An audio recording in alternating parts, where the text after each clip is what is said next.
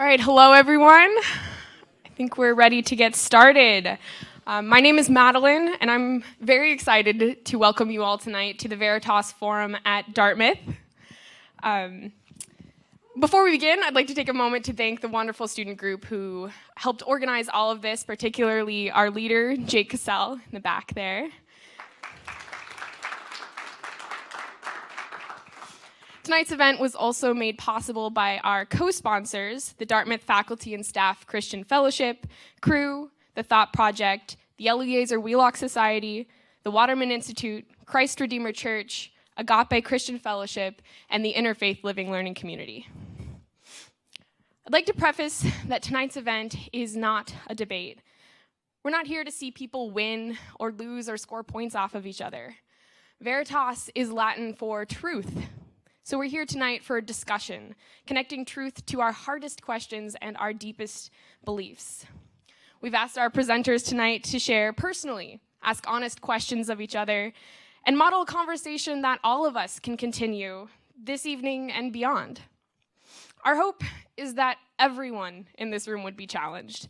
For those here who would identify as Christian, we hope that you will be challenged by all our presenters to examine your faith with intellectual honesty and rigor.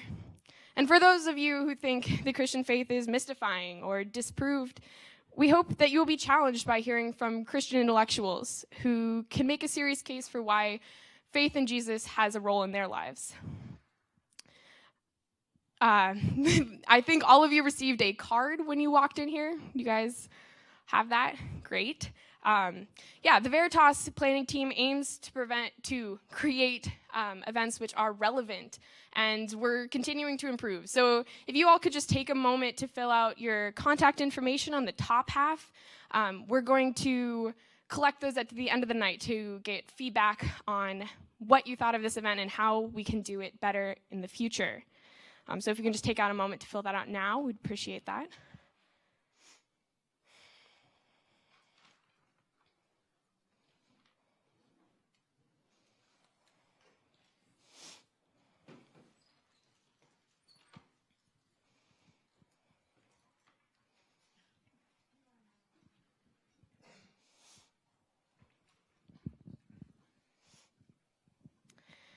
All right, now I'd like to introduce our moderator and our speakers for tonight.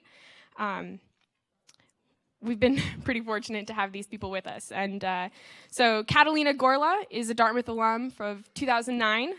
She spent the past 5 years working in healthcare in a range of roles involving research commercialization, enterprise formation, and operations development. Previously, she was the founding COO of Informulary Incorporated, a company committed to improving health by providing doctors and patients with the information they need to make wise decisions about prescription drugs. Prior to joining Informulary, she was the program manager of innovations in translation and new initiatives at the Dartmouth Center for Healthcare Delivery Service. In this role, Catalina worked with researchers and business professionals to create self-sustaining entities that address needs in healthcare delivery systems. Prior to Dartmouth, she worked as an economist for a large investment management firm focusing on international financial markets. In this role, she developed new tools and analytical reports on investable foreign markets. Prior to her work in economic research, Catalina completed a financial leadership rotation program in the insurance industry and held positions at an investment bank and a law firm. Catalina graduated cum laude from Dartmouth in 2009. And our four speakers tonight include Peter C., who's been a professor of cognitive neuroscience at Dartmouth College since 2001. He was also an undergrad at Dartmouth in '84, majoring in physics and math. He left academia after college and lived and worked in various places for many years, including teaching children in Nepal, studying philosophy in Germany, and then working as a businessman in Japan during their boom. He later came back to academia and got his PhD from Harvard in 1998. His main interests are the neural basis of vision, consciousness, attention, and volition. Marcelo Gleiser is the Appleton Professor of Natural History at Dartmouth. His work on theoretical physics focuses on cosmology and complexity theory. He is the recipient of the Faculty Fellows Award from the White House, author of over 100 referenced articles and many essays and op-eds. His books explore the historical and cultural roots of science and have been translated into 15 languages. He is the co-founder of NPR's science and culture blog, 13.7. Lindsay Whaley received a PhD in linguistics at the University of Buffalo and joined Dartmouth faculty in 1993 with a joint appointment in classics and linguistics. He specializes in language typology, which involves determining why some features of language are found commonly around the world while others are not. Professor Whaley is also recognized as one of the foremost experts in the world on language death and language revitalization. Within the realm of classics, he primarily focuses on discourse features of Hellenistic Greek. Anya Donovan is the director of the Ethics Institute, a consortium of faculty concerned with teaching and research in applied and professional ethics. Her faculty appointment is at the Tuck School of Business, where she teaches the core business ethics course to graduate students. She also holds a faculty appointment in the medical school. She has presented at conferences around the globe and served as a consultant to several international companies and governmental organizations. Her publications range from business ethics to military ethics to bioethics. So with that, I'd like to thank all of these incredible presenters and our moderator and start tonight's discussion.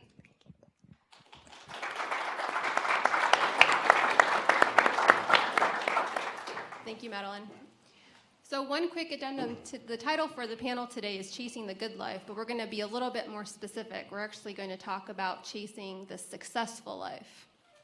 But before we talk about life, I'd like to talk about death. So I have a short question I'd like to ask each of our panelists if you could reflect on this. Imagine the moment you will die. What are the series of events that will happen to you within the first moments of your death? And I'd like to start with Professor C. What do I think will happen? I think that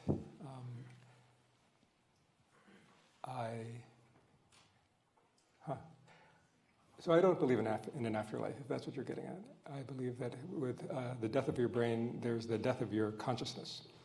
Now, what I will experience, I don't know. I mean, I actually went and read the Tibetan Book of the Dead and the Egyptian Book of the Dead, and there's some weird similarities, like seeing a tunnel of light. I don't know if I'll see such hallucinations. I hope that I'll be able to die with equanimity and feel that it was a life well lived. We'll see. Great. Professor Whaley? I do believe in an afterlife. I imagine immediately after death, what I'll experience is the oxygen ceasing to go to my cells and my body starting to decay. But I also believe there's part of me which will experience not death, but continuation. Professor Gleiser? Well, I hope I'll be surrounded by the people I love and the people that love me, and that if I am still sane and lucid enough, that I'll look back into my life and I will be happy to have lived a life which was fulfilling. And once you're dead? Once I'm dead, I go back to the atoms that I came from. This is so grim. I think Lindsay and I are the two. I also share a belief that there is something beyond this life very deeply. And I have had the, most people would say unfortunate experience of seeing people die. But in some ways, I think it's a very fortunate experience. And I think we're disassociated in contemporary society from death. And I think once you see someone dying and you see a peacefulness that descends upon those people, and they're really not necessarily looking at the people just around them. There seems to be a very conscious awareness of something beyond, which validates for me a belief that you can't prove. I mean, you can't rationally prove that there's anything beyond this life, but I have a very strong faith life that there is something beyond this. I also, because of my work at the medical school, I do a lot of work in palliative care, and I see the whole transition that people are going through that don't have a faith life. And, I think when you die, I think a lot of people are going to be surprised. I'll just leave it at that. I think they'll be surprised. Well, thank you. I know it seems like a dark way to start, but the reason I started that way is, the reason I started that way is because if we want to understand life, one way to understand something is to study its antonym, to study its opposite. And what you've seen, I think what was nicely done here, are really two ways of looking at death. One is death as an end, and the other is death as a beginning. Now, Stephen Covey is very famous for saying successful people start with the end in mind. And since we're going to be talking about success, I wanted to make sure we started off with understanding, well, are we really talking about the end? And what you'll see tonight, I think, are two different worldviews, one where death is the end, and one where death is the beginning. And I hope you use that as a filter to understand what success might look like based on what death and life look like. So with that, I'd like to start with my opening question, which I'd love for each of the panelists to kind of discuss, is what is your definition of a successful life? How did you get there? What influenced you, either ideas or experiences? How did you construct this definition? Do you have an order in mind? No. Whoever would like to start. I'll go. So I think the notion of a successful life is a really loaded one, if you think about it. I mean, so for me, when I think of what is success, it's the achievement of a particular aim or purpose. And so by talking about a successful life, I think you're suggesting that there is an aim or purpose, a specific aim or purpose, or a specific set of aims and purposes. And that's an interesting question. Is that true? Is there really that kind of meaning and teleology to life? I would answer it yes, but I might answer it yes in a way differently than others. And that I would say that the aim or purpose is not really the accomplishment of a certain set of tasks or a certain type of tasks, but would be becoming a certain type of person. And I guess as I've thought about this a little bit over the years, there's a lot that could be said, but I've really come up with a couple categories of, you might call them virtues, characteristics, or mindsets that to me help frame this idea of a successful life. So I'll just briefly mention them. One is a deep awareness of the transcendent. And by that, I both mean recognizing my place as a creature in this cosmos and recognizing the transcendence of the cosmos, that it's greater than me, that it's prior to me. And I would also say that there's a spiritual transcendence. That is, that there's something beyond the chemical and physical and biological in this world and in this universe and in other dimensions even. So that would be one. The second would be an awareness of contingents. And by that I mean both historical contingents and geographical contingents. What I mean is that all of us get plopped into this earth in the middle of a grand narrative or a story. We have no control of where we come into this earth or when we come to this earth. We're just here. And that's both a humbling fact and I think also a very important fact because it means that a successful life is not dependent on a certain type of person. The slave in Athens or the mother of a starving child in the Sudan or a professor in Hanover, New Hampshire can all think about a successful life, but it's going to mean something very different in their contingent time and their contingent place. The third thing I would say, as I think about what would it mean to have a successful life, what kind of person would you be to have a successful life, is to develop a commitment to living in a way that your life is more of a benefit to other people than it is to yourself. And then the final thing I would say is that a person who's become able to live a successful life has developed an ability to navigate challenges that arise in their path with integrity and with authenticity. And in terms of where do these ideas come, a lot of them comes from reading ancient literature, particularly in the Greco-Roman world, where thinking about what is the good life, what is a successful life is a dominant question in ancient philosophy. Probably a greater share of it comes from my Christian faith, something that was shared with my family and has been shaped by Christian community. And so a lot of thinking about that has come out of those. The categories I mentioned all have Christian vocabulary associated with them that I'm trying to avoid. And then finally, just personal experience. My own subjective experience has validated those categories as helpful in terms of thinking of what is a successful life. Maybe come down. Sure. All right. So I asked my daughter, who's 11 years old, last night, knowing that I would do this, I said, so Eliza, what's success? She said, obviously it's making a lot of money.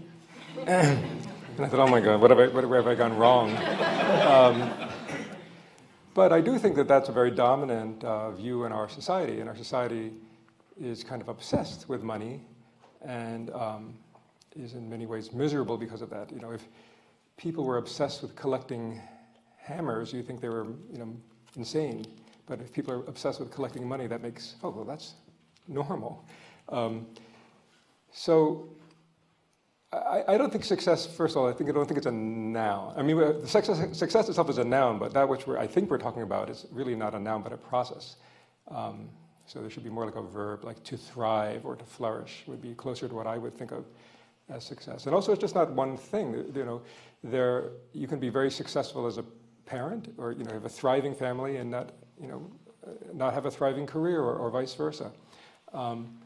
Then there's different conceptions. You know, my own grad students will often become very obsessed with evaluating themselves in terms of you know, measurements. There's this thing called the H factor. What's my H factor? Or they will, you know, become very dismissive of other people's work. And I say to them, listen, you know, you don't have to grow taller by cutting other people's heads off. You can simply grow taller.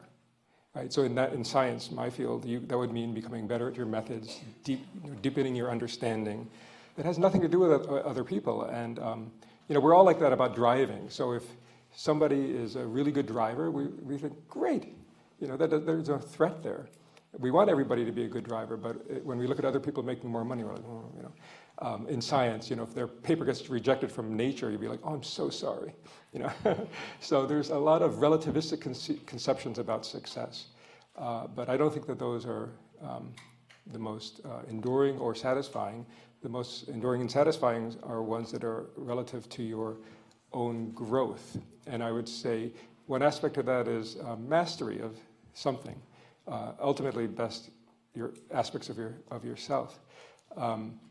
So, you know, why do people get so obsessed about money? I think really it's rooted in fear of failure, but fear of being maybe abandoned, of being without. And so really people want the freedom to do what they want. And so this is the kind of freedom that's really emphasized in the West, freedom from constraint. You can't tell me what to do because I'm Donald Trump and I'll just buy it. But in other cultures, there's a real emphasis on other kinds of freedom, a deeper freedom being freedom within constraint, where you commit. And that could be a relationship, it could be an instrument, you know, and you know. So, and I also think life has different phases, right? So there is a time, you know, many of you are in your early 20s, where it is good to explore and have freedom from constraint and try the oboe and then the piano and then you choose and you say, I'm going to commit to the piano, I'm going to commit to this woman, I'm going to commit to this career, and then you replace this freedom from constraint with this deeper freedom within constraint, and you master the piano. Sure, you're not playing the oboe or the guitar, you're playing the piano, so you're taking a loss, but you're getting something deeper. And I think that's a metaphor more generally for the importance of mastery. And mastery comes through practice and effort and not giving up and grit. And at the end of it, you have this deeper freedom and understanding. So I'll stop there. Great. Well, I think there's a little bit of Eliza in all of us. I think especially in American society, I think for most people, when you say what's success, they say, obviously, it's money. I teach at our business school, and which I'm teaching this term, I start my first class I'm an Aristotelian by training, and I ask my students Aristotle's great research question, which is, what is a good life? And they all say the Eliza response. They don't say money, they say getting that position at Goldman Sachs, getting that position at McKinsey, because that qualifies somehow as the good life. And I think for me, like everybody in this room probably, you struggle with the material attributes of what is a successful life versus what is real. And that's a tension I think we all live with. And currency takes on different characteristics, I think, in all of our lives. So for us, as academics, it's not about money necessarily, it's the publications or the award or whatever, and it's highly competitive, and it devolves into people being mean-spirited and small and petty and overly competitive because everybody wants to be successful. It's a small pool, and there's only so many that can rise to the top.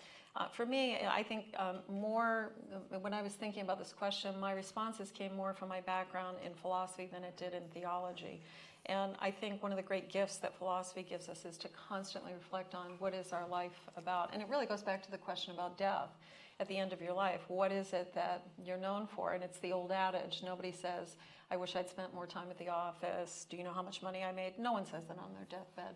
They're thinking about friendships, about family, about commitments that they've made, about love.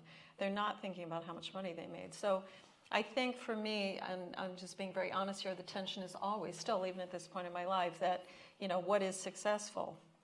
And success is really about relationships. It's not necessarily about money. But we live in a society, we live in a capitalist society, and it's really hard not to feel that competitive pull toward what is success. Okay, is there anything left? No. So I think that, I think more than money, success is actually compared to power. Because you may consider yourself successful even without money if you have enough power, and usually power over other people, over your peers, and even if you're the captain of a hockey team, and you're 12 years old, you're already kind of like, over everybody, and you don't have any money, but you're being successful in the eyes of everybody else because you're the captain of the team, right?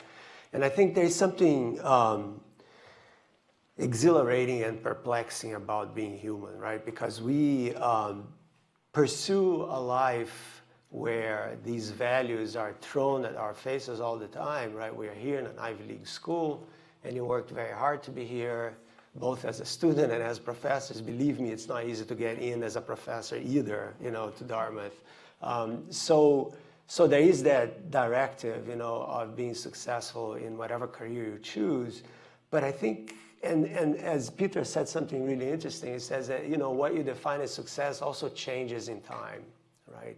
And there is a time in your life where you experiment, but there is a time in your life where you have to really go for it so that you can create the space in your life so that you can actually become yourself. And there are two kinds of success, I think. I look at it, at least from my older years, there is a success at an individual level. How do you see yourself within yourself? What kind of life do you live? Where do you want to go with your life? What kind of impact have you made to people around you? What kind of legacy are you going to leave when you go? So when you're asking me about what happens after dying, I believe that the most important thing for us to do is to make sure that while we're alive here, we actually make a difference, that we live the world a better place than we found it.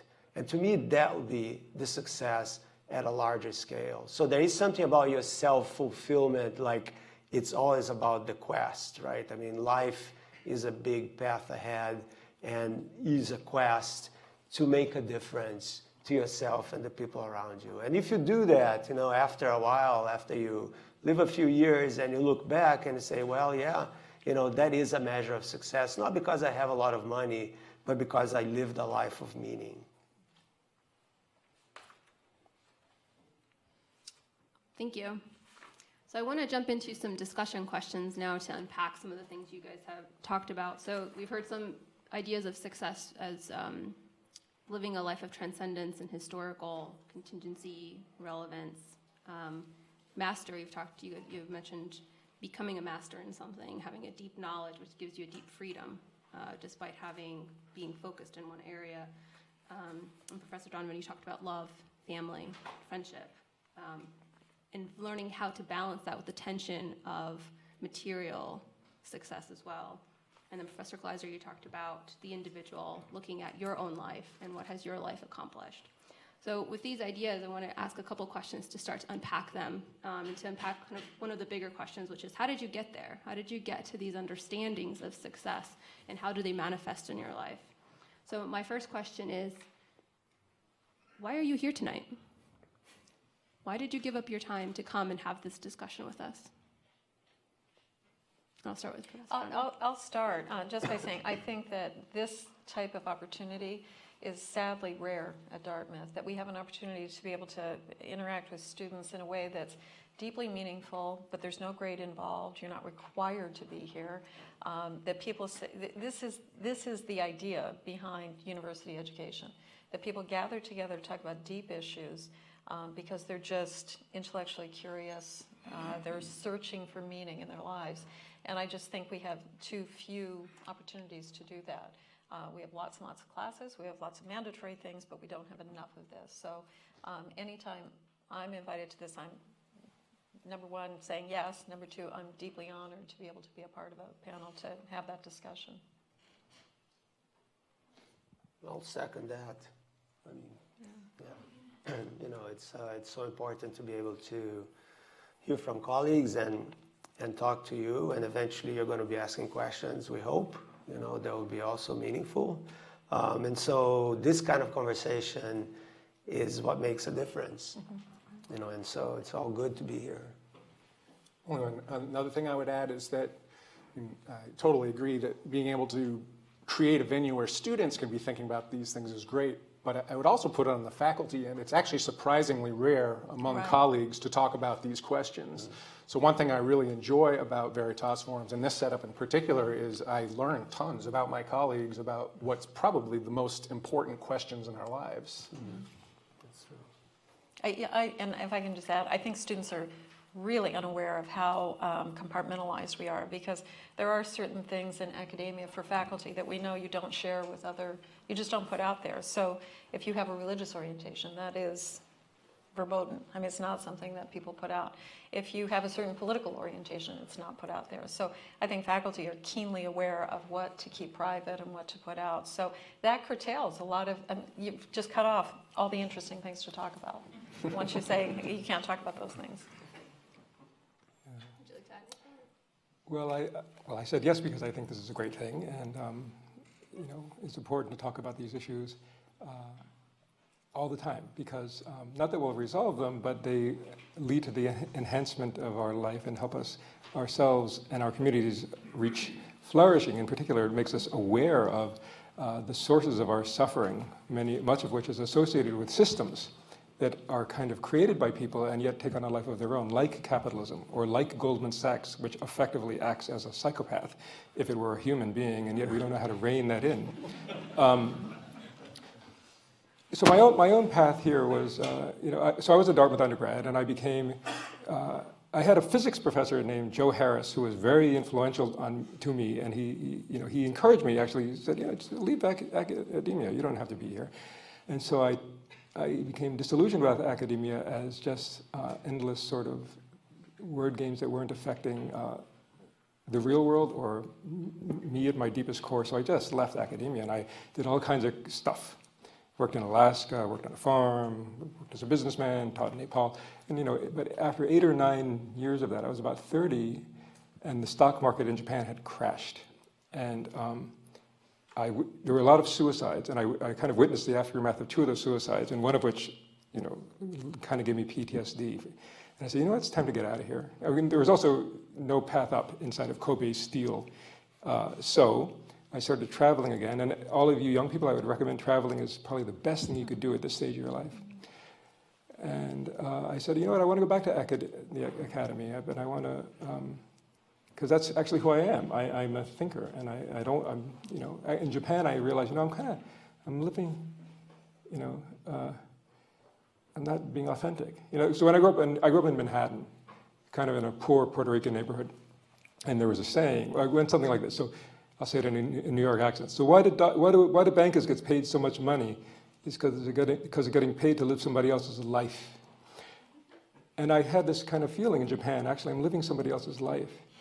And I was making a lot of money. So then I said, okay, now I've made all this money. What am I going to do with it? So I went to night school at Harvard, and I said, I'm just going to start over and become a neuroscientist. And, you know, people said, you're 30. You can't. Even my own mother says, you're 30. You know, you can't just go to night school. So I said, no, I'm going to do it. And through that roundabout way, I think, you know, it's important for everyone to realize who they really are, and that people are really different. And to realize your potential personally and as in your communities. And sometimes it takes a long, long, long time to realize, you know, to kind of wake up and realize, actually, this is not my life. I got to live that life. So that's part of success too, is realizing who you really are and finding your own voice.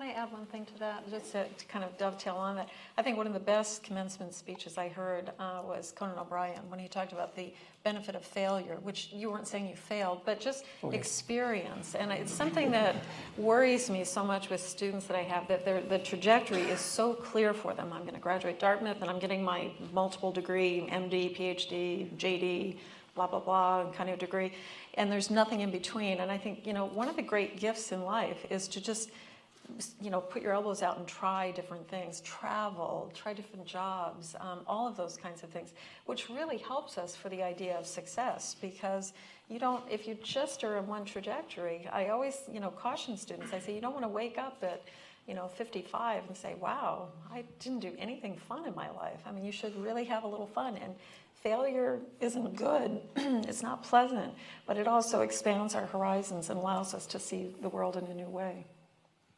And if you didn't see Conan O'Brien, it's on YouTube, and you should look at it. It's a great speech. It's a really great speech. And funny. And funny. Yeah. Very worthwhile. I'm going to come back to failure, but before we get to failure, I want to talk a little bit about culture. You kind of mentioned some of the cultures you had interacted with, and it's probably fair to say that where you grow up largely influences who you are, largely starts to shape your worldview. But so do the cultures that you experience in your life, some more meaningfully than others. And some of us may experience similar cultures, but they have different impacts on our lives. So I'm wondering if you could comment, especially kind of in your younger years maybe, what cultures did you interact with that were different from your own, the one that you were raised in? And how did those different cultures help shape your idea of success? How did those influence kind of your outlook on success in the world? Would you like to start? So I grew up in Rio. And even though I don't look Brazilian, I am. I don't look Brazilian because I'm 100% Russian, Jewish. My 4 grandparents immigrated from Russia in the early 20s. And they got there, they started a new life. And so I had a very strange upbringing where I am in Rio, in this beautiful tropical city, with Russian grandparents that spoke Portuguese very badly. They spoke mostly Yiddish, actually, but brought into that culture where, I don't know how much you know about Brazil, but Brazil has a lot of parallels with the United States, in the sense that we were discovered by the Europeans just 8 years after Columbus got here in 1500, but we got the Portuguese to come, and we had our natives, right, the Brazilian natives, many, many different tribes. And then we had the European colonization, the natives, and then we had the African slavery as well, right? And so a lot of the gold that you see in cathedrals in Europe came from Brazil and Peru, right, in the 16th, 17th century. So there you have this young Jewish boy, with blue eyes in a country where very few people had blue eyes, and that grew up with, in a somewhat affluent family where you have a real clash of poverty. I don't know how much you know about Rio, but Rio is wonderful, but it also has a lot of social tension because of economical disparities. And it was interesting because, I grew up going to a Jewish school, but then every Monday night, if you drive around the town at Crossroads, you see the candles and the black chickens, and the cachaça bottle, which is an alcohol made of sugar cane, and the cigars, because that's the African-Brazilian rite of macumba and candomblé, right? So you have this, it's not quite like voodoo, right? We don't have little dolls with sticks, but it's the whole idea that you have spirits in the world, and they are active, and they influence people. And I lived with that fear, because I've seen amazing things that I actually tell in some of my books that are unexplainable scientifically, let's put it that way, right? That came from that culture, right? The African rituals, that my cook would have, She was like one of the priestesses in this. And then I have my grandfather speaking Yiddish in the living room. So it was really kind of a funny confluence of cultures. And I realized that there was a successful Jewish businessman that was kind of heading the family, but I have all these other people around me that were happy in many different ways. And so there was a different measure of what success means. There's the the money that actually did not make my grandfather very happy. But then there was the devotion of these ladies to their families and to their communities and to their religion that did make them happy, even though they did not have money. So the level of success and the definition of success became very compartmented, right? And I realized that the most important thing to be successful is to actually be honest with yourself. And that takes a while, because you may want to live a lie of what you really want to be, and you can go different ways, and you fail a lot, and that's a great topic that I think. But the point is that I think from very early on, I realized that success was not about having power over other people, but having the freedom to choose what you're going to do with your life. Well, mine's the polar opposite. I think with Russ Muirhead, we may be the only two faculty members at Dartmouth who grew up in New Hampshire. So I grew up in Hampton, New Hampshire, and there was absolutely no diversity in my town. It was very saturated with a sort of Puritan ethic, and I think it's sort of a glib response that people are negative about that now. I think diversity is wonderful, but I've got to say, I had a fantastic upbringing and a wonderful town that I lived in that was very much informed by the Puritan ethos and by a very strong work ethic and strong civic values. It was a terrific environment to grow up in. The downside to that is, you don't experience other things. So the first time I went to California as a teenager and saw tacos, it was like, what is that exotic thing? And how do you possibly eat it? We were poking forks in it, and we had no idea what it was.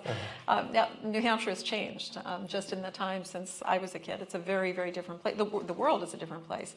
But I do look back and I think, values that inform you. And again, as an Aristotelian, Aristotle said those first few years of life that's when you're just a sponge. And you pick up subconsciously so many things that really lay the foundation for your moral universe.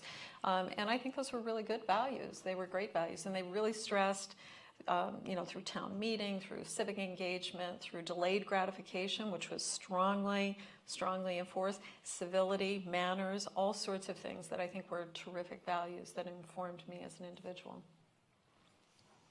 Yeah, so I grew up also more like you in sort of a strange mix of different cultures. So it was a largely Puerto Rican neighborhood in Manhattan. And my mother's from Germany and my father's from Hong Kong or China. And they grew up in those countries and they met in England. And it's a long story. I asked my father, why, what happened? When he was, I think, 12, he heard a Japanese lieutenant playing a phonograph, probably 1938 or something, in the barracks in his village in China. And it was something I think it was Mozart, and he said he had to find out what that was, and so he found out, and he said, Germany, I got to go there. I got to find out what that place. Anyway, he eventually married a German woman, and I think it was hard. I think it was very hard for them they had really different cultures. They really grew up in these two different worlds. They had to speak the second language, English, to each other, and they had these 3 American kids. And they disagreed over all kinds of stuff. And so, my father, was being very Chinese, would say, my son must learn the violin. And my mother would say, you mean Peter? Yeah. And she would, Peterlein, do you want to learn the violin? No, I hate the violin. You can't make me do that. And she says, he doesn't want to. He's like, what do you ask him if he wants to brush his teeth? Because for him, learning the violin would be in the way we feel about brushing, making our kids brush their teeth. It's not a question of free will. So I became very interested in these questions of free will and the influence of culture. But my mother was a largely believing Lutheran, not in a very literal sense, but in the broad Christian sense. And she also loves nature. My father was very philosophical, very much influenced by Confucian thinking, I think, maybe more so than Buddhist. But they had a lot of things in common, like notions of deferment of gratification, working hard, keeping your word, being polite, all this stuff. And if you look at even if you do have a shallow conception of success as, money, Well, my guess is, there are certain core things like attitudes about sex, education, money, family, your word, planning. And some cultures will emphasize all those things and give you a real leg up on life. And other cultures, will have some mix. So, for example, the Puerto Ricans I grew up with were incredibly hardworking, but education just wasn't such a main emphasis. So I would say, I want to go out and play stickball, and they'd say, no, do your homework. But Julio is out. I don't care. Do your homework, and then you can go out. So those values made a big difference, I think, in my life. I'll stop there. Yeah. I'd just share two different kinds of experiences. So one in some ways connects, I think, to what Marcelo was saying, that in college for a summer I lived in Mexico, and that was, for me, one of the most transformative stretches of life, just because it was my first experience of truly crossing cultural boundaries that were completely different. Can you tell us where you started?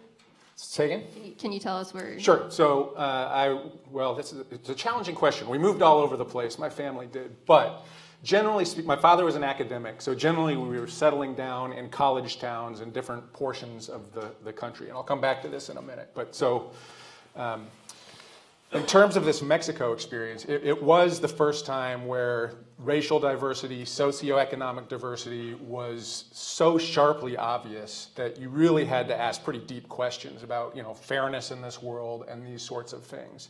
But the lasting effect of that was less about these abstract questions and more about the very similar observation to Marcelo, that the people I interacted with, though dirt poor and without any real opportunity other than harvesting coffee, or perhaps baking or cleaning, no other economic opportunity, no chance for social mobility, were extremely content. And the most impressive thing was the most generous people I had ever been exposed to. So out of the poverty was still a willingness to give to others, which was really quite extraordinary. And that was quite a shaping kind of event. So just to throw in my pitch again, if you have the chance to travel and to travel to places that really put you into a different context, that's a very powerful way to learn about your own blind spots and what you don't know about things. Second thing I would share is a little bit different. I mentioned my father's an academic, and so a significant amount of my family's social life actually was connecting to university life. So whether it were visiting scholars who were staying with us or parties with his department, whatever it might have been, academics surrounded me.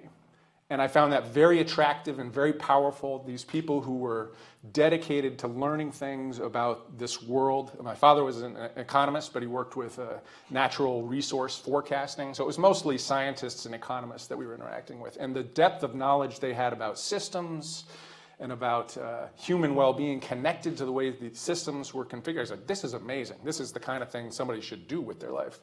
But at the same time, my circle of friends was extremely anti-intellectual, and most of them actually tended to be Christians. And so what I found in these two cultural experiences was my own world becoming very disintegrated, right? So there was the university where, as Anya mentioned, there's a pretty religion hands-off kind of place where the world of ideas is fine and you can have debates and disagreements, but it's really around objective fact for the most part, or in some cases political persuasion. And then in my faith community and my friends, it was very enriching community, but depth of thought, exchange of ideas was not a high priority. And so I found that actually pulling myself apart into my two passions, which took me years to sort of work through and bring back together.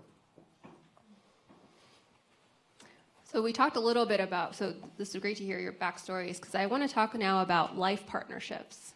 Probably something students aren't thinking of, but people like your spouses, close friends, children. You don't think about this probably as students now, but it's probably something you're going to be involved in, having a spouse, having a life partner, because even though we're thinking and talking about these things kind of in isolation, we don't live in vacuums. We live in communities. We live with families. So how do you navigate differences in what a successful life looks like with your partner, be that your spouse, with your offspring, with your parents, both when you were kids, but even now as you're older? You want to start that way? So we can go like once, go that Yeah. way, this way. So navigate in what sense? How do you navigate the successful life with these people? Well, how do you navigate your definition of successful life with their definitions of successful life? Yeah, it's easier with my wife than my kids, by far. So my wife and I have been married since 1987, so we've been together quite a while. And so over that amount of time, our life experience have actually brought us, I think, closer together in terms of how we think about a successful life. But we started at a pretty similar place also. What I would say is we're very complementary in that I'm extremely impractical and abstract. My wife can't stand that. She's totally practical and can't understand why anybody would be impractical and abstract. And that actually has been a powerful shaping influence in terms of how do I mentioned one of the things I think about a successful life is being able to navigate obstacles, challenges that come your way, and having an intimate relationship where you're really learning about how another person's emotions and brain and makeup works is remarkably powerful in shaping you and giving you access to the world in a new way. Kids is different. I mean, it really, there is a generational difference. Obviously, we've shared a lot of time together, but I would say I have 3 children, 2 sons and a daughter, and I would say they do seem to be driven much more by material success, things you can measure. So the things that you can accomplish and measure and show comparatively, you seem to be doing better than others, and that's successful. And so that's interesting, just to have those discussions and see we're not at the same spot entirely in that. And so, you know, we have conversations over meals, texts even, email, in terms of thinking about these differences. And I hope that I can serve as a sounding board and at the same time be very, very open to recognizing that they do live in a different time. Their cultural literacies are different. The things that have habituated them are different than me. And so having an understanding of that is also important. I'm not sure if that's answering your question, but it's an answer. Yeah, it's kind of a minefield potentially, but I think it's. Your wife is not here, right? It's being streamed. Maybe they should watch it. Yeah, so let me put it this way. I think, you know, if you ate haddock tonight or tuna, it really doesn't matter. You know, a lot of these decisions really don't matter, and you won't remember in 10 years. But there are these meta decisions that affect every other decision in your life, and those are very important to ponder and to weigh, and not just jump into. Who you choose as your life partner is one of them. I'd say career is another. I would say what country you choose to live in is another. There's a few of these, and there's precious little guidance. I mean, if you're lucky to grow up in some very rich culture that has there's a lot of scaffolding that can guide you. So, but a lot of people in our culture don't have that scaffolding, whether in the family or the church or the synagogue, and they're just lost. And they make poor decisions that are consequential for the society and especially children. So then the question is, how do you choose? Well, I think these kinds of meta decisions or these choices are really taking place in your imagination. You play things out. And I think that our greatest freedom lies in our imagination. So free will for me, I care a lot about this issue of free will. It's not simply choosing to, pick this, to move this finger or this finger, like a lot of scientists think it is. It's not about picking meaningless things. And then there's a higher notion of free will of action, taking this path versus that path. But the highest notion of free will has to do with choosing to become this kind of person versus another, and then working towards that.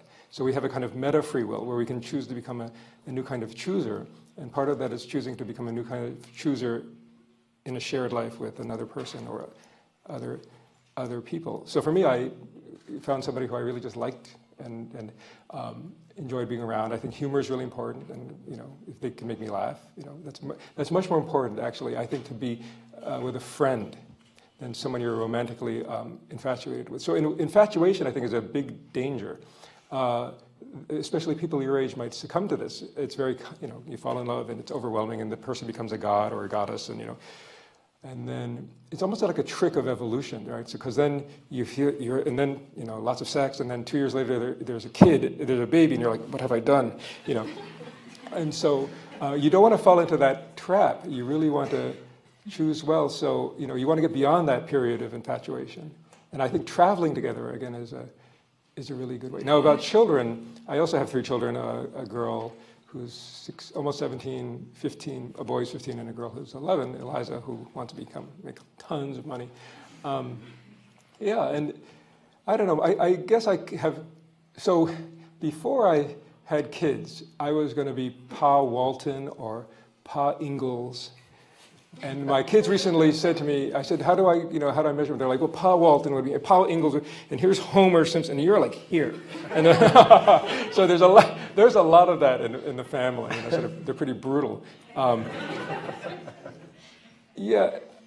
don't know. I guess I view my role now as something more like a farmer. I guess that I want to cultivate them, and so if one child's a sunflower, I want to give them what makes the sunflower flourish. And one kid's a cactus, I want to give it what makes a cactus flourish. And they're really different. And if they get bugs, like, druggy friends, I want to pick them off. But my initial notion of having them become what I wanted them to become, forget it. That was just misguided. All right. I just want to mention, if you didn't get the reference to Walton, just Google it and watch the Walton Family Christmas on YouTube. And you'll be where to. Yeah, it's our childhood. Well, mine is a very sad story because a few years ago I was very unexpectedly widowed.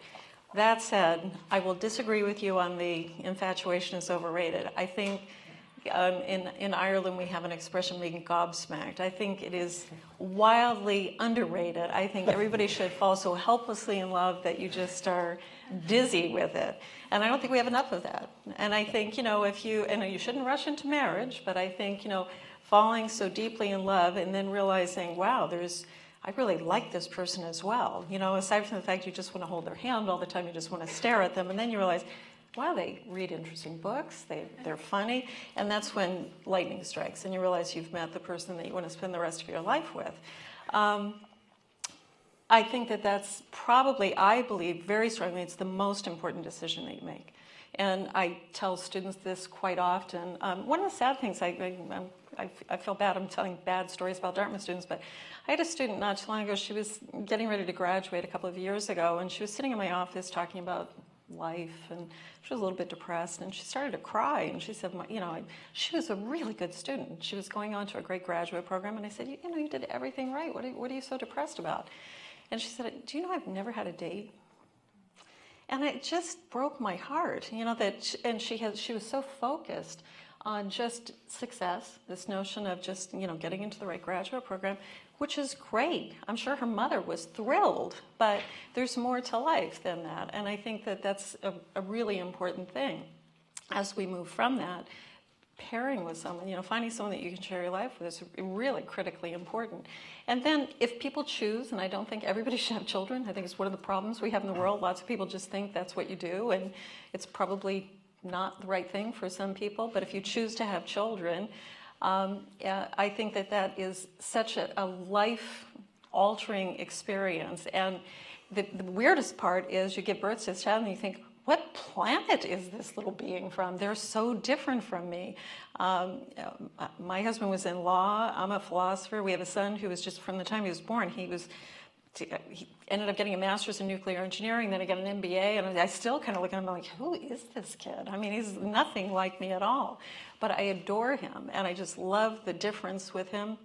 And I think the people that we're closest to, we love the similarities, but I think the differences that are sort of couched by kindness, respect, and love are really what make us grow, that we can say, that's what, jazz? I wasn't into jazz. Tell me why that's good.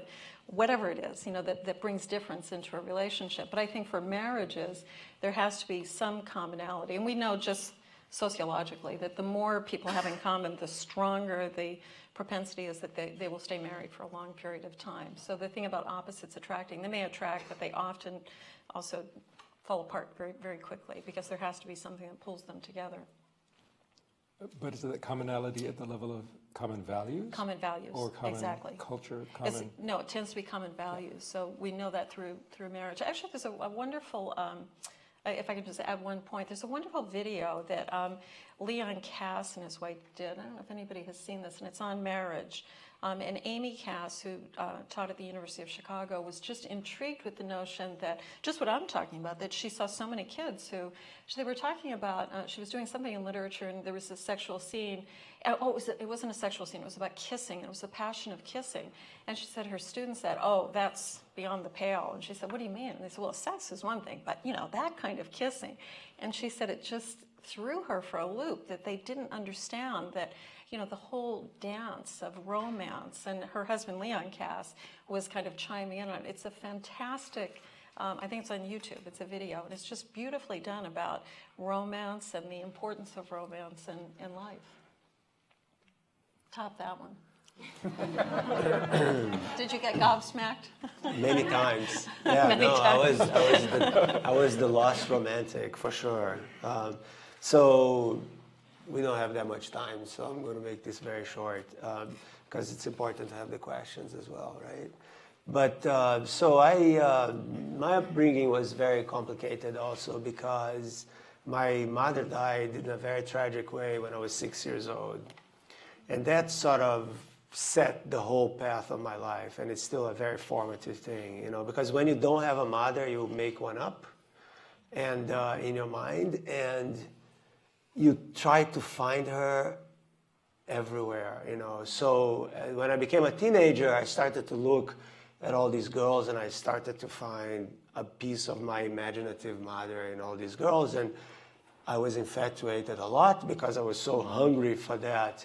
But on the other hand, I made so many mistakes, and it was a disaster, So it went, and when I came to, and also I should mention that our first model of relationship really comes from our parents, right? I mean, it's what you see happening with your parents at home.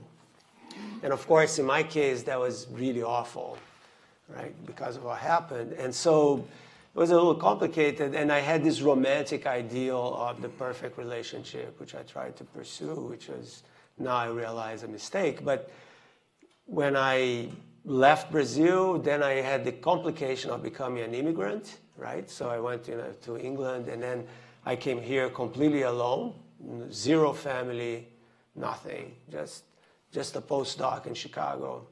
And I was very lonely, obviously, and I found this beautiful Jewish girl, and very funny, talking about humor. And bam, before I knew it, I was married, and before I knew it, I had 3 kids. And unfortunately, the relationship really didn't work.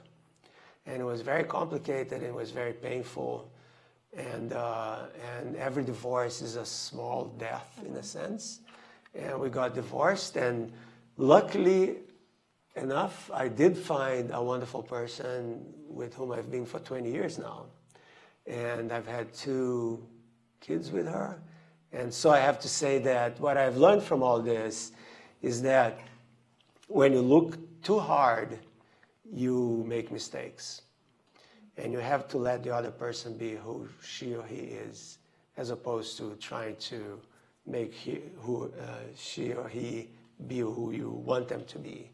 And that took a while to figure out, because of my romantic fantasies. But then I found this very powerful person who is a true partner and a major companion that make me want to be with her all the time, and whom I respect very deeply. And I think it is so important in our relationship to respect the other person, to admire the other person, to want to say, wow, look how lucky I am that I have this person by my side. And I think once you find that, then you're good. So now I'm good. I hope she watches this. So there's a Jewish saying that I like, which is suffering teaches us to want the right things. Absolutely. I mean, there's useless suffering, like a brick on your head, but most suffering is, you could use it as a signal. Pain is a signal. There's lots of different kinds of pain, but it's a signal. It could be a signal you better stop damaging your tissue, or it could be a signal you better start not living authentically and not living a fake life. And yeah, pain. It's not. I'm not saying pain is good, but it can be a very good teacher. So we've got about 20 minutes left, and I want to shift to questions that you guys have texted in. But if you are also want to ask a question, don't hesitate to speak up as well. But let me start with one of the questions from the audience here. We sometimes forget that a good life is made up of good days. What makes a good day for each of you, and what makes not a good day? I'd say almost all my days are really pretty good. I don't have that many bad days. A bad day for me almost always involves someone being unkind.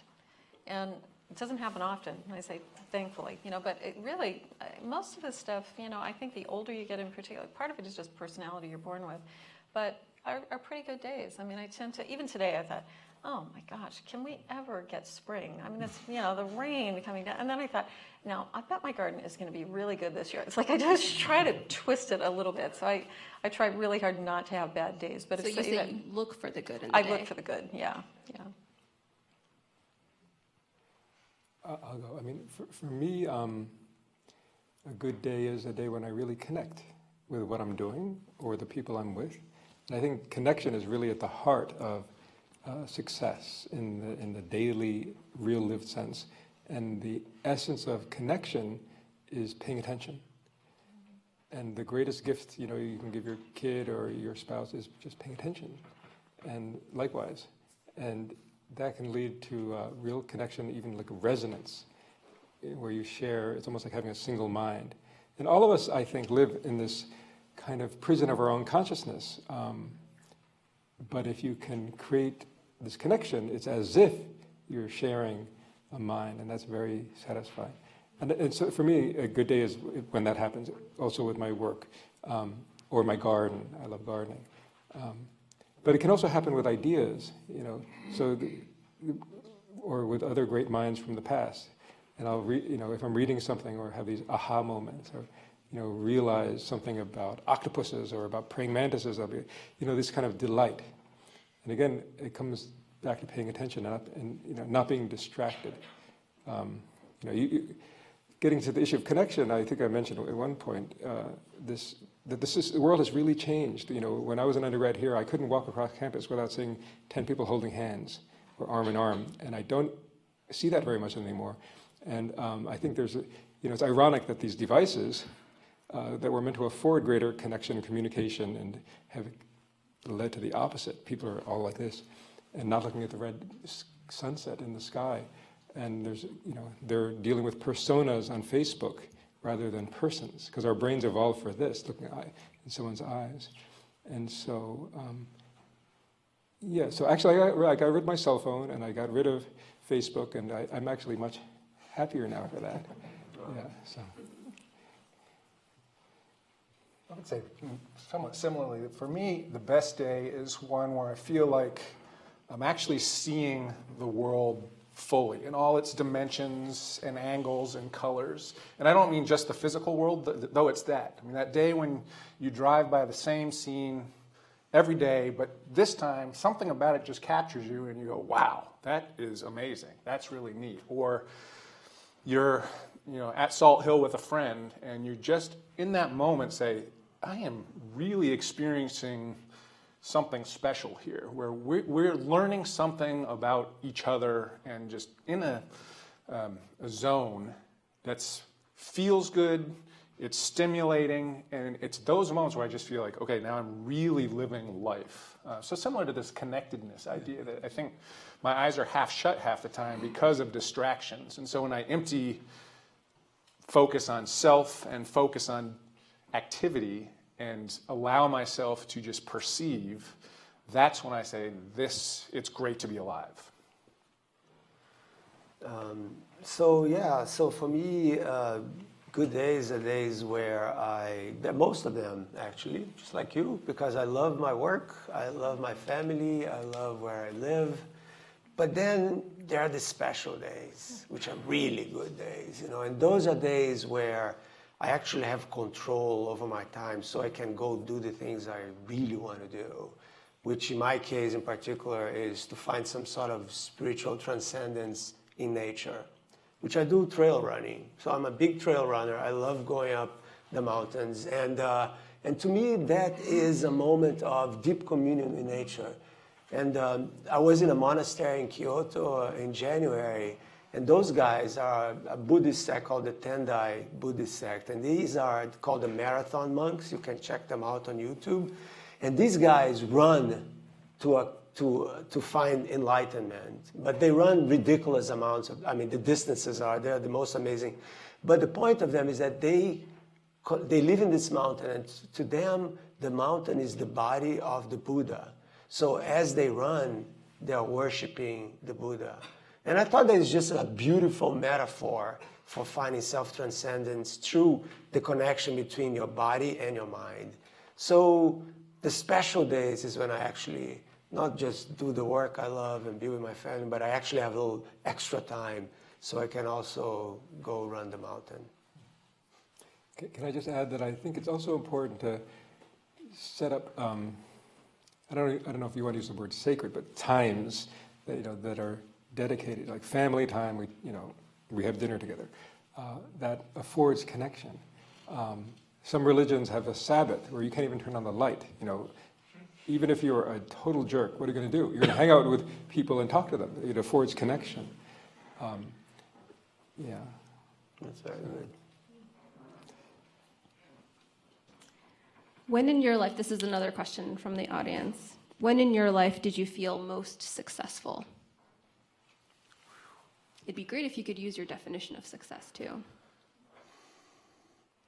Well, if you contextualize, right? Before I was saying that at different times in your life, there are different ways you feel successful. And I think that's super important to keep in mind. It's not the one thing, it's different things because you change, like Heraclitus, right? You're always in flux, and your goals and what you really want to do with yourself and your life is always changing. So at some point, my great success was to get recognized by my community of physicists. This guy knows what he's doing. Now I care much less about that. And to me, I feel like it's much more about this communion with nature. Which I do intellectually through physics, because that's what physics does, but I also do physically without the physics, actually. As I am out there. And being out there, to me, became a very spiritual connection with the world. I would just echo exactly the same thoughts, that I think there are just so many different kinds of success. There's professional success, but I think that's probably, I think the older you get, the less important it becomes, is down a bit. And for me, the most important success is relationships. So relationships I have with my family, with friends, and increasingly, as I get older, being able to help people in a mentoring sort of capacity. So that, if I can do that, I feel terrific. I feel so good. And that feels like a success much more than getting recognition for my own work, doing it for somebody else. Yeah, related to Marcelo's kind of transcendence through nature, for me, I don't have a commitment to any religious text that I think would have been made by humans. But for me, the text that's worthy of awe is nature itself. And I think science has lost that. I think I was at the university, I was at the Museum of Natural History in Vienna just a few years ago, and you go in there, and it's probably built in the 1870s with quarter-sawn oak cases full of stuffed birds and things. But they had stained glass windows in this one room, but instead of Mother Mary and Jesus, it was euglenas and diatoms and paramecia. And I thought, wow, in 1870, this was a kind of religion of nature, and that resonated with me, and that was kind of an aha moment. Then the sun burst through, and I was like, ah. But there have been moments where I have had what I felt was an insight, where I understood something about how the brain worked. That was something like that light coming through that window. It was like, oh, I understand that, And sometimes it's something somebody already understood, but other times it's something I feel that somebody else hadn't understood, and then to actually take that idea to the community and let it get shot down. It's a little demeaning. That's how science works. They don't ever say, "Oh, you're so great." It's more like lateral inhibition. But let me just also add, in order to reach these states, I think it's really important to tune out the horribleness of all the darkness and the sickness in the world. Like every time you turn on the TV, or like we got rid of our TV, so we're kind of Luddites now. But it's like, this person blew up, 83 people died. 68 people were beheaded, and I can't process it. So part of it is the cultivation of times and spaces where, I can't do much about that, but I can foster in my own life, in my own circle of friends, connection, with myself, with human knowledge, with nature, with other people. Similar to everybody else, I wouldn't say there would be particular events or moments that say, okay, here's a time where I felt really successful. I guess the way I see it is that success is a path, right? The way I described it is an end goal for what you're trying to become in life. And so in that path, what I recognize is that the stumbling block is always myself. So, as I think about being aware of the transcendent, being aware of the contingent, when I think about being of more benefit to others than myself, what gets in the way almost every time in moving forward in that is too much focus on self. I retreat back to seeing myself as the center of things, the definer of things, the most important thing. Yet, every once in a while, there are those times, usually really small times, where I get a taste of, okay, this movement towards the purpose, this is what it is. So it might be a student who comes in just excited beyond belief about a particular topic because she's experienced that moment and thrill of discovery. And I recognize, that's exactly what I want to do for this individual, and now I get to see it. And that for me is, okay, here's a taste of that success, that I know it's real, even though that I also recognize it can be deeper and richer as you become closer to that goal. Can I compliment a sec? Yeah. So this thing that Peter said, so this is really interesting that in the sciences, but obviously in all the other fields as well, there are some rare moments where things just click, right? And those are the aha moments. It's not like it just happened. No, you may have been working on this for years and you made mistakes. That's why it's called research, because you keep researching the same thing until you figure things out, right? And eventually it clicks, and it's this moment of wow. And this awe is beautiful. It happens, at least to me, not very often, right? But when it does happen, it sort of justifies so much of the hard work that you have put for years in pursuing that, and that is very meaningful to me. So that's one thing. The other thing is something, just compliment what you said, so important, the idea of sharing, is the notion that you are sharing your knowledge, you're sharing your expertise, you are collaborating with other people, you are inspiring other people. And I spend a lot of my time talking to people about physics, about cosmology and astronomy here and in other places, and then you get those emails from teenage kids from India or from Brazil, saying, I want to become a scientist because I want to be part of this quest, and that is profoundly gratifying. So to me, that's much more meaningful nowadays than pretty much anything else. So I think, having this purpose-driven life is a deep source of meaning and satisfaction for people as you reach a point where you can fulfill these purposes and help others realize their potential. And I see in young people, like most of you are young people, this desire for finding a purpose-driven life. And I think the system actually kind of gets you into this conveyor belt to death, to get a beautiful house, a beautiful wife, beautiful kids, all that, But that we have we all have these inner voices, and we know, it's actually what I'm doing is not right, or what I'm doing is not authentic.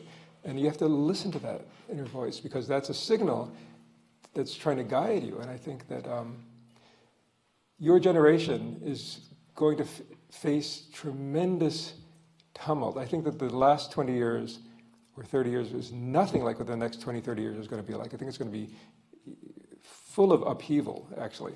And I think, but this election is just the beginning of that. And it's part also of a kind of awakening, I think, that's going on, where people are realizing the shortcomings of the things you might call globalization, digitalization, computerization. And you need to confront it. And it has many aspects, like a positive feedback loop where the rich are getting richer. That's one societal, economic aspect. And how are we as a group of people going to confront that? And there's going to have to be an awakening of great purpose in people to rise to the occasion, to rein what I would call institutional psychopaths in, such that people again become the basis of good and the good life. So one last question, again from the audience, who's trying to help me kind of tie it back to where we started. So we started about life. We started thinking about two ways of viewing life and death. Really started with death. How has your view of death, including your religious views or lack of religious views, informed your sense of what is success? So when I was your age, about a junior here, I read a book that really transformed my life. It was called The Denial of Death by Ernest Becker. And I highly recommend this book. It really hit me like a ton of bricks. And the main argument is that a lot of human life is about denying the reality of death, and that we build whole systems. And so he was a bit dismissive of religion. I don't agree with everything that was in that book. I actually think there's a lot of good in religions, especially when they serve as scaffolding toward the furthering of human flourishing and the realization of their potential. But there was a part of that book that dealt with existentialism that really resonated with me. And if I could distill it, the central message of existentialism, people like Sartre, was, okay, your life is sort of a blank book, and every day is a page, and you're writing the story. Are you going to be a hero in this story that you're writing, the story of your life, or are you going to be some minor two-bit character living somebody else's life, becoming a doctor because that's what your parents want you to become, or whatever? And that book actually triggered me realizing, I have to leave physics and math, and I started just spending years in the third world. Anyway, I'll stop there. Well, my path was the same. My first philosophy course as a freshman in college, I remember we were given the book Irrational Man, and I didn't know what existentialism was, and I thought, wow, this is just terrific. And I kind of took a detour into French philosophy, which was really kind of nihilistic with Derrida and Foucault, and I suddenly found this, the idea of death as, well, you're born, you live however many years, and then you die, and that's that, and it's pretty awful. And I thought, maybe that's really what it's all about. And it really was depressing to me. And I think, again, a deeper dive into meaningful philosophy. And for me, that meant going back to the Greeks and really kind of getting a deep-seated understanding of what is the purpose of this life. And I don't think that it's meaningless. I think when we accept the fact that it's meaningless, it really is depressing, and it really does kind of have this relative quality to it. So death, I think, is, again, we all will experience it. I mean, nobody escapes it. So we all experience it. I think it serves as a good recognition of how you're living your life. I think for people who are constantly putting off, I'll get to this at some other point, the existentialists were right on in saying all you have is right now, because nothing you can do about the past, and you don't know what's going to happen tomorrow. You have no idea what will happen. So you have right now, and you can create the world that you want to create.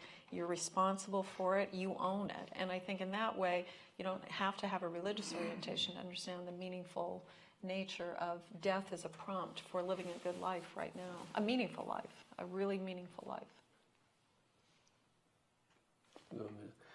So in my case, as you know now, death hit me very young, right? It's not fair, right? That's the first thing you say. Why me? What happened? And that was a very hard thing for me to deal with when I was a teenager, and I got real dark, like real dark. Like I would close myself for 2 weeks and read the complete works of Edgar Allan Poe like twice and stuff like that, and come out with my head spinning, as you can imagine. And so, but when I was about 14 or 15, it was clear to me that there was a choice. Is either I go on the path of darkness or I embrace light. And somehow at that point, I decided that because my mother's death was stuff of darkness, I had to embrace light. And I decided at that point to live my life as a life of passion and a life where I'm always in search of more light. And that's what I've been doing ever since. So, you know, the famous Dylan Thomas poem, right? Do not go gentle into the good night, rage, rage against the dying of the light. Well, I have that tattooed on my back. And I try to live every day in that way. I guess what I would say is, just to your question of my view of an afterlife and its connection to death, how does that affect the way I think about the successful life? One thing I would add to these great comments, which are, I think, really good in terms of death focusing the mind and the self in terms of prioritizing what is important, what is significant, what is meaningful. But for somebody who comes from a position that death does not have the final word, to me that does change the way I think about success in life, because it gives me an awareness that even in the context of our temporal existence, suffering and bad things are redeemable. And this is seen, so obviously for Christians anyways, in the death of Jesus, where if you stop and you think about that moment, it's horrible, right? So this is death, this is infliction of power, this is torture. So in this event, you see depicted the worst of human experience. And yet in Christian thinking, that's a redemptive moment where an individual has fulfilled the successful life perfectly by dying in order to make possible truly successful life for other people. That's a pretty powerful paradox. And the way that it affects me personally is recognizing that as I pursue the successful life by becoming a certain kind of person, that these are meaningful in the moment, but there's also an eternal meaning to those things as well. It has a deeper kind of significance. So that moment of witnessing a student have the joy of discovery is not just meaningful in that particular moment, but instead echoes into eternity. Can I just say something? Yeah. So I was in Germany in a small town, and there was this island with a row of maybe 100 elms down this very long island, and another 100, and it was this incredible promenade of elms, you know, and all the elms here are mostly dead. And so I went to the museum and I asked, who planted those? Because it had to be a long time ago. And they said, there's this old man in 1890, a couple of years before he died, he planted all the saplings.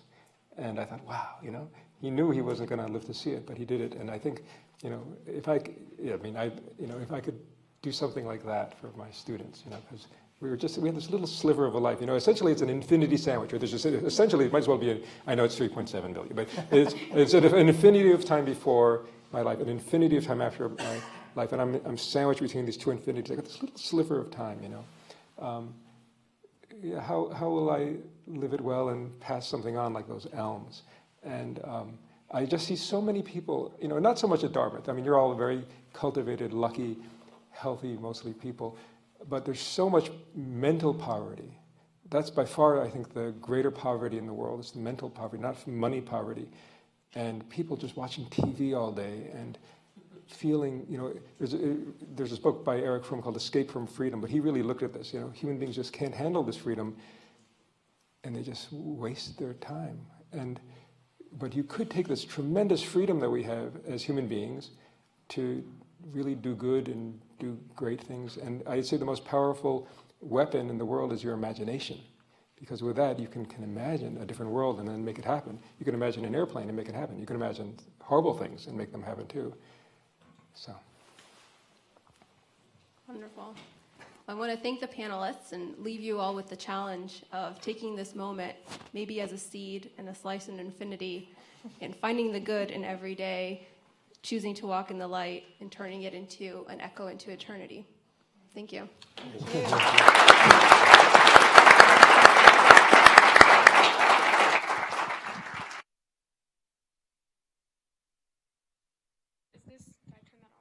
Is this on? It is on. Apologies. Thank you all of you for coming out tonight. I just want to give our panelists and moderator another round of applause for such an amazing discussion.